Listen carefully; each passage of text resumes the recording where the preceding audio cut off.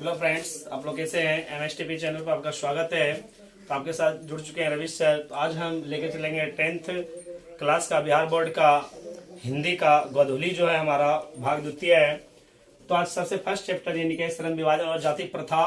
तो श्रम विभाजन और जाति प्रथा, जो श्रम का मतलब होता है काम। तो काम जो बटा गया था जाति के आधार पर। और पहले हमारे जब देश यानी स्वतंत्र नहीं हुआ था, जब हमारा संविधान नहीं बना हुआ था, तो उसके पहले यानी कि हमारा दिया गया था कि श्रम विभाजन जाति प्रथा, यानी जाति के ऊपर श्रम को यानी बांटा गया था, यानी काम को बांटा गया था। लेकिन आज हमारे क्या है कि वो सब कुछ नहीं है। जिसको कोई भी जात हो, कोई भी धर्म हो, कोई भी एकदम बिल्कुल स्वतंत्र हो सकता है और स्वतंत्र तरीका से आप यानी कि काम कर सकते हैं। आपको एकदम बिल्कुल फ्री है। तो अब देखिए इसके बारे में और विस्तार बताऊंगा। सबसे पहले मैं लेकर चलता हूं। सबसे फर्स्ट यानी चैप्टर था हमारा श्रम विभाजन और जाति प्रथा। जो इसके राइटर जो हैं, इसके लेखक जो हैं, इसके लेखक कौन है? डॉक्टर भीमराव अंबेडकर। डॉक्टर भीमराव अंबेडकर, और इसको अन्य नाम से भी जाना जाता है कि बाबा साहेब अंबेडकर। तो लेखक इसका कौन था? डॉक्टर भीमराव अंबेडकर। और इसका जन्म हुआ था 14 अप्रैल 1891 ईस्वी को हुआ था। कहां में? इसका जन्म स्थान था महू, मध्य प्रदेश। तो कहां था? महू, मध्य प्रदेश। और इसकी मृत्यु कब हो गई? 6 दिसंबर 1956 ईस्वी को इसके निधन हो गया था, यानी कि मृत्यु हो गई थी। इसका मृत्यु स्थान कहां इसकी मृत्यु हुई थी? तो नई दिल्ली, भारत में, यानी इसका क्या हो गया? निधन हो गया था। और समाधि स्थल, इसका समाधि कहाँ है? तो मुंबई, महाराष्ट्र में है। कहाँ है फ्रेंड्स? याद रखना कि मुंबई, महाराष्ट्र में इसका समाधि स्थल है। फिर इसका अन्य नाम जो मैंने बताया था कि अन्य भी इसका नाम था कि बाबा साहेब अंबेडकर। इसका नाम क्या था? बाबा साहेब अंबेडकर। इसका अंबेडकर जयंती भी मनाया जाता है इसके जन्म तिथि पर। और इसकी राष्ट्रता क्या थी? इसकी राष्ट्रता यानी कि भारतीय थे, यानी कि इंडियन थे। और इसकी पत्नी फर्स्ट पत्नी जो थे रमाबाई अंबेडकर थे, जो इसका विवाह यानी 1906 में हुआ था। और वो इसके निधन हो गया था 1935 ईस्वी में। और फिर अंबेडकर जी ने फिर दोबारा विवाह किया था डॉक्टर सविता अंबेडकर से, जो कि इसका विवाह हुआ था 1948 में। और ये भी निधन हो गया था 2003 ईस्वी में, इन्हें डेथ हो गई थी। इसके बच्चे मात्र ओनली एक ही बच्चे थे, जिसका नाम था यशवंत अंबेडकर। इसका नाम क्या था? यशवंत अंबेडकर। और इसका व्यवसाय क्या था? तो वकील थे, प्रोफेसर थे, राजनीतिज्ञ भी थे। और इसको कौन सा पुरस्कार मिला था? इसको पुरस्कार मिला था बोधिसत्व 1956 में। फिर भारत रत्न मिला था 1990 में। Colombian ahead of their time ये मिला था 2004 में। द ग्रेटेस्ट इंडियन ये मिला था 2012 ईस्वी में। इसको मिला था इन्हें के पुरस्कार के रूप में। और इसका धर्म, ये कौन धर्म से बिलोंग करता था? तो ये बौद्ध धर्म को ज्यादा अपनाते थे। और ये जो हमारे भीमराव अंबेडकर जो थे, एक क्या कहते हैं, हरिजन, एक दलित परिवार से बिलोंग करता है। जो कि हम लोग हरिजन को बहुत पहले सताया जाता था। जब देश आजाद नहीं हुआ था, तो उसके पहले भी आजाद होने के बाद जब संविधान नहीं लिखी गई थी, उस समय यानी कि छोटे छोटे कास्टों को, छोटे छोटे जातों को यानी कि क्या करते थे, वो लोग सताते थे। और सताने के क्रम में बहुत ही अच्छा नहीं लगता था, बुरा लगता था। इसी कारण से तो इनका पेशा, तो सबसे पहले इसका पेशा जो था हमारा यानी कि विधिवेता, उसके बाद अर्थशास्त्री, राजनीतिक, शिक्षाविद, दार्शनिक लेखक, पत्रकार, समाजशास्त्री, मानव विज्ञानी, धर्मशास्त्री, इतिहासविद, प्रोफेसर, संपादक आदि यानी कि अन्य यानी कि बहुत सारे यानी कि ये चीजें रह चुके थे। और सबसे पहला इसका जो था हमारा श्रम विभाजन और जाति प्रथा।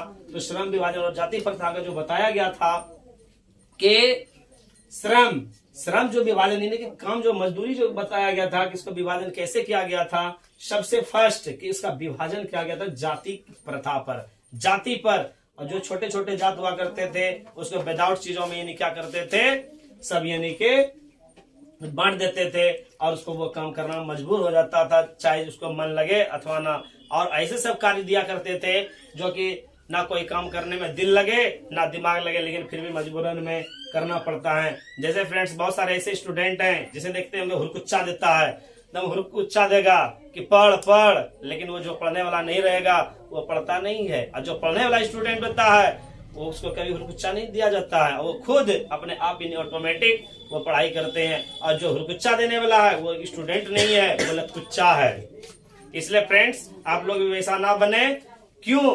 क्योंकि लतकुच्चा उसी को कहा जाता है जो उसको बार बार लतकुच्चा देना, कि लात भी देना पड़ता है, उसको हुरकुचना पड़ता है, मारना पड़ता है, मार खाना पड़ता है, गाली बात सुनना पड़ता है।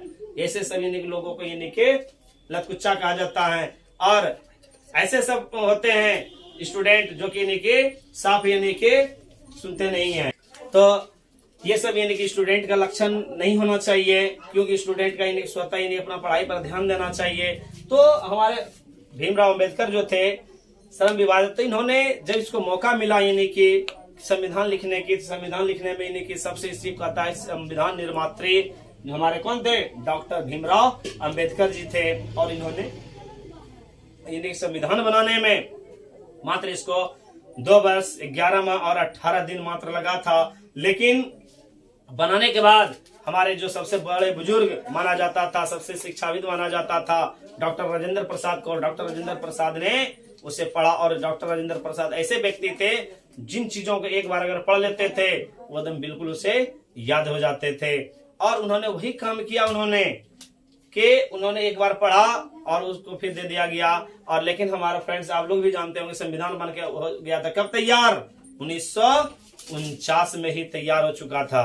26 जनवरी 1949 में ही तैयार हुई थी। लेकिन उसको क्यों यानी कि 26 जनवरी 1950 को लागू किया गया, 1 साल क्यों लगा, तो आप लोग भी इसका जानते होंगे कारण कि क्यों लगा। क्यों, अंग्रेज ने उस संविधान को ही जो लिखी गई थी उस संविधान को ही लेके भाग गया था अंग्रेजों ने, कि हमारे ये सब बहुत होशियार हो चुका है, अब क्या किया जाए, तो अब करना क्या है, अब तो ऐसे होगा नहीं। तो उन्होंने सोचा कि ऐसा ही कर देंगे, जो इन्होंने संविधान लिखा है उसका संविधान गायब कर देते हैं। और वही अंग्रेज ने किया कि संविधान को ही गायब कर दिया। और संविधान को गायब करने के बाद अब खोजते रह गए अब कैसे भाई लिखें। तो डॉक्टर राजेंद्र प्रसाद को पूछा गया, क्योंकि सबसे बड़े बुजुर्ग माना जाता था। तो उन्होंने कहा कि हमें मात्र ज्यादा नहीं, हमें 1 महीना की मोहलत दिया जाए, मैं आपको 10,000 पेज यानी लिख करके दे दूंगा। और आज के किसी को पावर नहीं है, किसी को औकात नहीं है कि कम से कम 1 महीना 2 महीना में 10,000 पेज लिख करके डाल दे, तो कोई का औकात नहीं है। तो वो इसलिए लिखते थे क्योंकि वो दोनों हाथ से लिखते थे, और दोनों हाथ से लिखने के कारण वो फटाफट स्पीड से लिखते थे। और उसका भी कहानी सुने होंगे कि एग्जाम जब देने गया था तो आधा घंटा लेट से पहुंचा था, उसके बाद भी वो खैनी खा करके उसके बाद यानी कि एग्जाम हॉल में प्रवेश किया था। और उन्हें शिक्षक ने बोला, अरे बेवकूफ तुम अभी इतना लेट करके आए हो, तुम क्या लिखोगे, क्या पढ़ोगे, उसके बाद तो छुट्टी ही हो जाएगी। बोला नहीं, मुझे लिखना है, मुझे एग्जाम देना है। और उन्होंने वही काम किया, खैनी खा लिया मस्ती से, दोनों हाथ से जब लिखना स्टार्ट किया तो 1 घंटा पहले सबसे पहले कॉपी दे करके वो तैयार हो गया।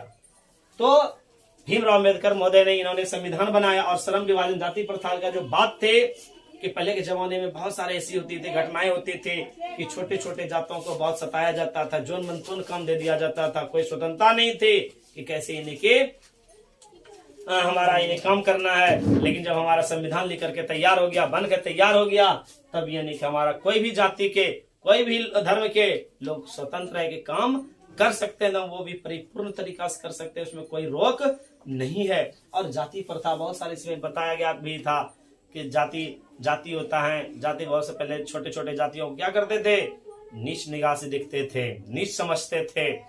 क्यों, क्योंकि वही पहले यानी कि भेदभाव अस्पृश्यता का अंत यानी कि यही सबके कारण करना पड़ा।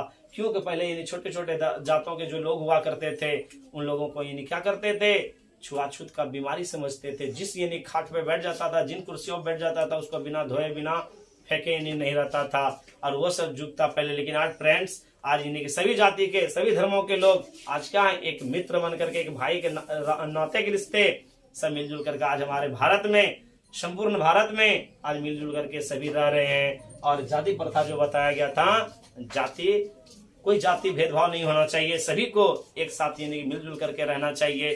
क्यों, क्योंकि सभी मानव ही हैं, सभी एक लोग ही हैं, सबका ब्लड लाल ही है, सबका खून। ये नहीं कि तुम यानी कि बड़े कास्ट हो तो तुम्हारा लाल है और कोई छोटे कास्ट हो तो उसका व्हाइट है, वैसा नहीं है फ्रेंड। सबको वही है, सबकी जिंदगी वही है, सिर्फ जाति है। और जाति के नाम पर बहुत सारे कलंकित होते हैं, और ऐसे सब यानी कि नहीं होना चाहिए। क्योंकि इसलिए उन्होंने, हमारे भीमराव अम्बेडकर महोदय ने भी बहुत अच्छे तरीके से उन्होंने संविधान को लिखा, जो कि आज हम लोग जो पढ़ा रहे हैं, आज हम लोग को पढ़ाने का भी अधिकार हमारे डॉक्टर भीमराव अम्बेडकर के ही दिए गए संविधान के अनुसार इन्हें दे रहे, नहीं तो बहुत सारे ऐसे सब लोग होते हैं जो छोटे लोग होते थे, उनको इन्हें पढ़ाने का अधिकार नहीं होती थी।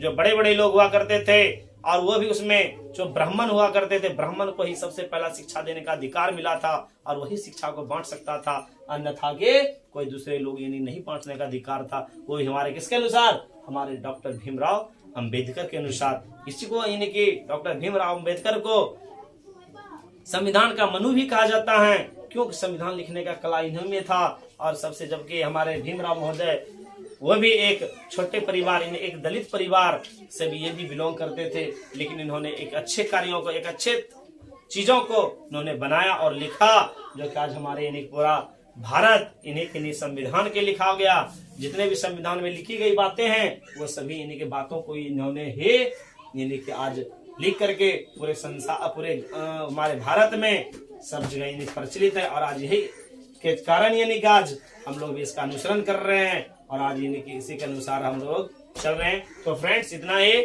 आपको ये वीडियो कैसे लगे आप कमेंट बॉक्स में जरूर बताएंगे और सब्सक्राइब एंड लाइक जरूर करेंगे और लोगों को शेयर भी जरूर करेंगे। Thank you, best of luck.